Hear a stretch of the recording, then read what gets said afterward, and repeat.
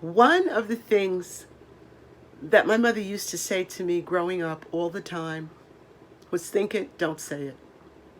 Because I have a lot of words, I had a pretty sharp mouth. I also had a pretty sharp tongue. And I also had the bad habit of not listening to the whole story. As you know from previous videos, one of my favorite people on the planet is Steve Harvey. And when he used to do Family Feud, every now and then you would have somebody who didn't listen to the whole question.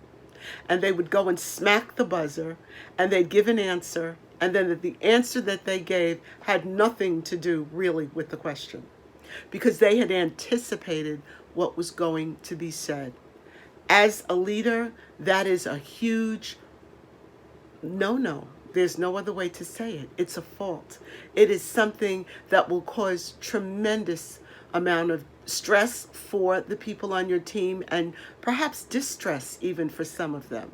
So one of the things that I would encourage you to do as a leader is to listen, because excellent leaders listen.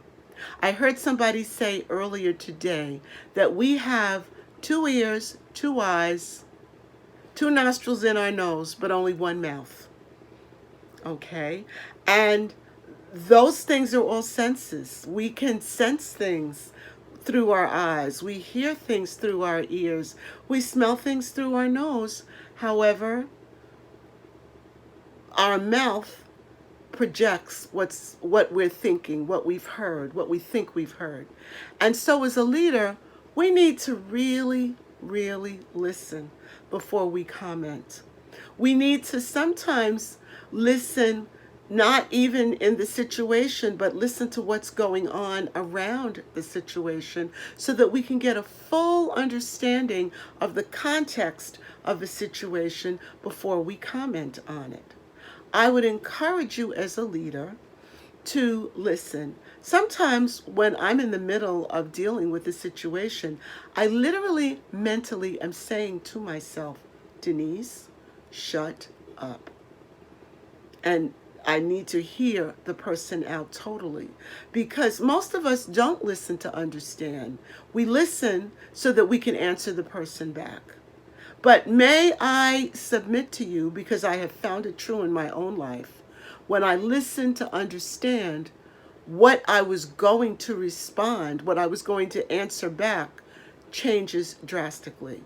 So, as a leader, I would encourage you to develop the habit of listening. Develop the habit of listening fully, observing with your eyes, hearing with your ears, sometimes even smelling with your nose, depending on what the situation is, before you answer. Think about it. Think about what's happened to you today or earlier this week. Think about a situation that you may be facing soon, where listening will be the best thing that you can do. Thank you so much for taking time to listen to me, and have a great evening.